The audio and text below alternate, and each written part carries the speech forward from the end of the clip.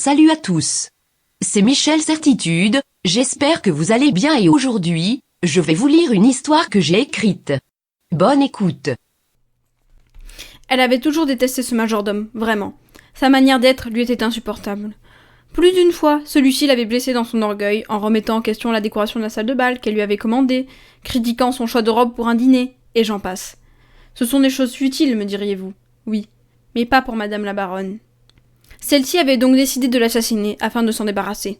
Elle pourrait simplement le renvoyer, mais celle-ci avait décidé de le tuer afin de lui faire payer ses affronts passés. Oui, cette femme était folle alliée.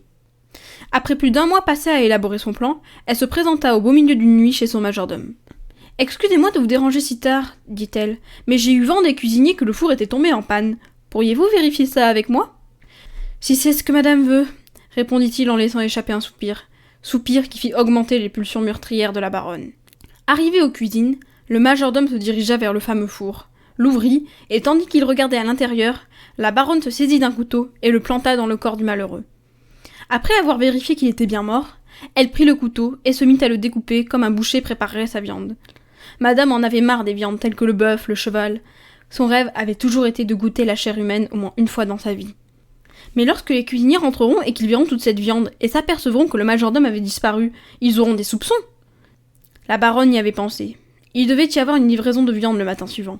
Mais sans rien dire à personne, la baronne avait appelé l'aide d'abattoir afin d'annuler sa commande.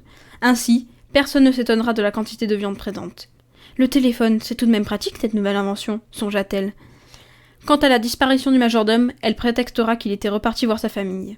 Ensuite, un valet complice ira discrètement vider la chambre du défunt et vendra le tout au marché noir.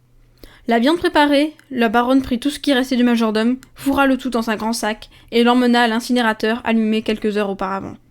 Le lendemain, comme elle l'avait prévu, les serviteurs s'enquirent de la disparition du majordome. Elle leur expliqua et nomma comme remplaçant le fameux valet complice. Le soir, arrivèrent le comte de Beauregard et sa femme. Et pour l'occasion, les cuisiniers avaient préparé la viande arrivée le matin même. Celle-ci était excellente, et les invités ne se gênèrent pas pour le signaler. « Ma chère, cette viande est la meilleure que j'ai jamais mangée !» s'exclama le comte.